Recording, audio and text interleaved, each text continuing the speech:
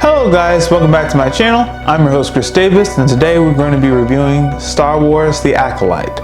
So spoiler warning, if you have not seen this series and if you don't want to hear any spoilers, please click off this video, watch the series and come back. If you don't care for spoilers or if you've already seen the series, please continue to keep watching. With that being said, let's get into it. So, Star Wars The Acolyte. So this series has a lot of controversy around it. A lot of people don't like this show. I've listened a little bit to the reviews of what others had to say, but I really want to give you guys my thoughts and what I think about the show. So for the most part, I like the show. This is a minority opinion, but I do see two problems with the show.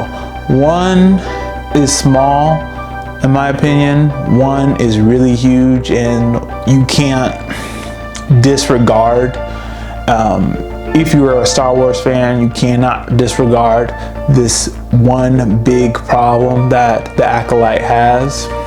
And so I'm going to talk about those two problems, and then I'm going to tell you what I like about the series. Okay, so my first problem I have with the series, the acting from the main character, Osha and May, could be better. Okay, it could be better.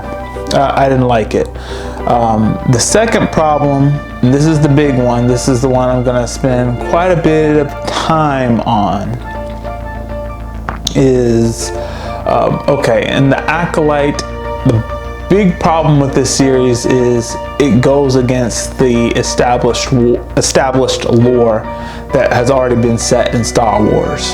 So, to give you guys some context, Star Wars Episode 1, The Phantom Menace, when Qui-Gon Jinn and Obi-Wan Kenobi, when they go to the Jedi Council after they fought against Darth Maul, they let the Jedi Council know what they've encountered, and the Jedi Council's shocked because they haven't seen a Sith in 1,000 years. So that is the established lore.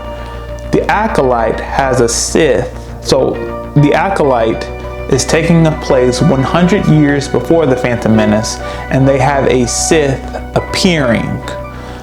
That is a huge issue. It's messing up the story. I know with series that go on a long time, there can be retcons, but this is not a good retcon. It's bad. It's messing up the story. It's almost on the same level as the new like Star Wars 8 and 9. Star Wars 9, which was really bad, like with Palpatine and the cloning and stuff. It's almost at that level, and whether you like the series or not, you cannot disregard that problem. Like, if you're a Star Wars fan, you've watched all the movies, you watch all the series, you read the novels and stuff. Even if you just watch the television series, you can't ignore that problem. You can't disregard it. If you are a Star Wars fan, you cannot disregard that The Acolyte is going against the pre-established lore. You can't ignore that. So that is a huge problem that you can't disregard, whether you're for the series or you're against it. Excuse me. Things that I liked about it. So the biggest thing that I liked about this series was the story. The action was good, but for me it was the story. So without telling you the story for verbatim, I'm just going to give you a synopsis of it. So the story, what it's all about is Osha. She's been framed for murdering a Jedi, and she has to clear her name while also learning about who the real culprit is, which is her long-lost sister, and learning about what happened to their witch coven 16 years ago. That's the whole main plot of the whole series. There's some specific details here and there, but that's just a general synopsis of the plot in The Acolyte. So I think if a Sith didn't appear in the series, I think the series would have been okay. But because they had a Sith appearing, it goes against the established lore, and that's what started this whole fire online. Things that I found interesting. Osha, she wanted to be a Jedi ever since she was younger. When she learned about the Jedi, she wanted to become one, but she couldn't become a Jedi because she couldn't get past the pain of her sister and what happened to their witch coven. May, the evil twin sister, she hated the Jedi, and she hated the Jedi because she believed it was their fault that the witch coven died out. And she's not wrong, even though May played a big part of it by starting the fire. May believes that none of this stuff would have happened if the Jedi didn't interfere, and she's not wrong about that. Osha, turning against the Jedi and following the dark side.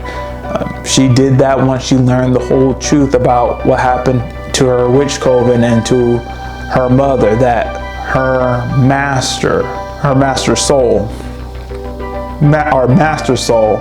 did not tell her the whole truth about what happened to the witch coven. Yes, May started the fire, but he did not tell Osha that he was responsible for killing her mother, which eventually he should have told. Maybe not right then and there, but eventually he should have told her that. And that was a really big omission. And another thing that I really found interesting in this series, a part that I liked about it is it really reiterates some of what the lore talks about. So what I'm talking about, guys, is if you follow Star Wars, you read the books, you watch the different TV series, you learn here or there why the Jedi was destroyed. Yes, the purge that Palpatine did was a big part of it, Order 66. But the Jedi were figuratively were destroyed long before then. And what I mean by that is the image of the Jedi in the public were already destroyed. When the Jedi were destroyed by Order 66, there was no sympathy for them because people had grown to hate the Jedi. Because instead of the Jedi being an independent entity that keeps peace, they had become involved in politics so long that people just saw them as an extension of the Senate, a Senate liaison. They didn't like the Senate because the Senate was corrupt and they had been bribed by a private corporation. So you can argue that the Jedi were just doing what the corporations wanted. So the Jedi being involved in politics really hurt their image to the public. We see this in The Acolyte when that senator is calling for an oversight committee of the Jedi, when the Jedi have to report their missions to the Senate. It's just the Jedi being involved in politics so long hurt their image to the public, rather than the Jedi being an independent entity that keeps peace. They're just doing what the Senate wants, and that really exploded when the Clone Wars happened, and that peacekeeping image that the Jedi wanted the public to keep, that was gone in the Clone Wars because they were just generals, soldiers, doing what the Senate wants. And another thing that this series really highlighted for me was like the whole Jedi practice of taking Force sensitives away from their families. Like, the Jedi shouldn't be doing that.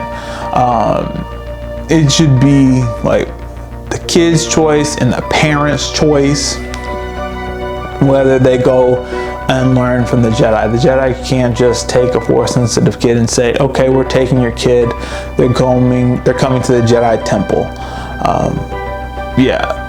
That was just wrong. And I believe in some of the Star Wars lore, whether the canon and legends, Luke, when he was rebuilding the Jedi Order, changed that, giving people a choice, not just, okay, we're the Jedi Council, your kid's Force sensitive, we're taking them back to the Jedi Temple. No, that was wrong. It has to be their choice. And when we see with Osha, she really wanted to leave the Witch Coven and join the Jedi, but you have to argue that, is this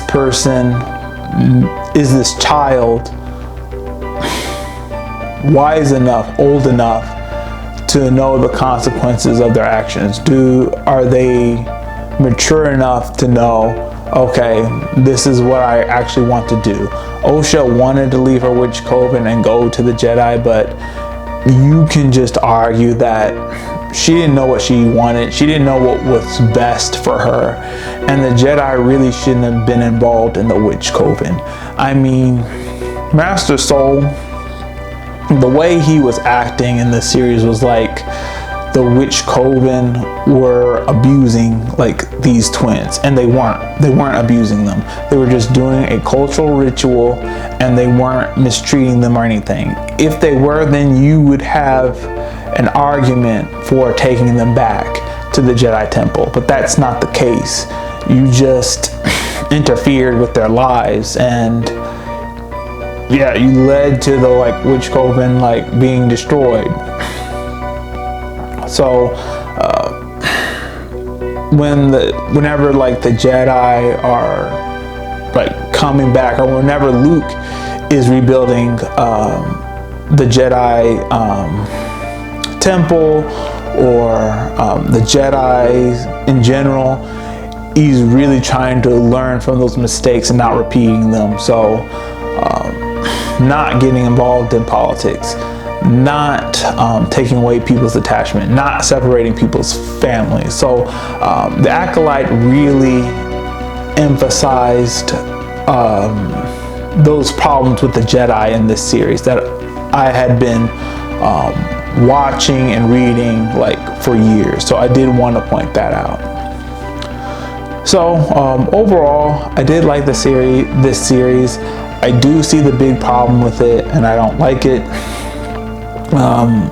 Should you watch it? Should you not watch it? I thought the series was okay, but it's not adding anything into the Star Wars lore. Like, if you were to skip this, I don't see what you would miss out on. Like, it didn't add anything new to it story-wise.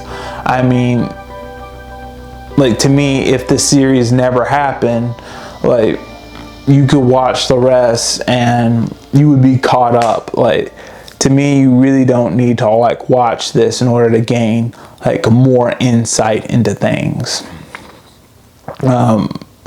You can get all those issues with the Jedi by reading and watching like the other series. So that's all we have for today. If you liked what I had to share, please hit the like button, hit subscribe.